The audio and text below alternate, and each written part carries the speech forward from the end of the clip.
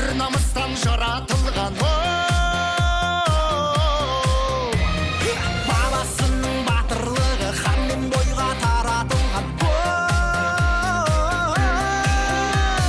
Алатаудай алашымның Қаратаудай баласымын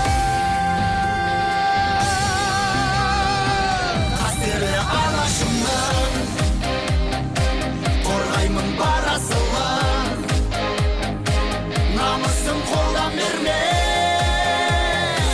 қазақтың баласымын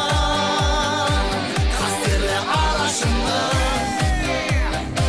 қорғаймын бар асылын намысын қолдан бермес қазақтың баласымын Қарулы күштердің қатарына кіре отырып, ант қабылдаймын және Қазақстан халқына және заңды түрде сайланған президентіне ақтық деймін қалғанша адал болуға, өзімнің егемен мемлекетінің конституциясы мен заңдарын қастерлеп сақтауға салтанатты түрде ант етемін.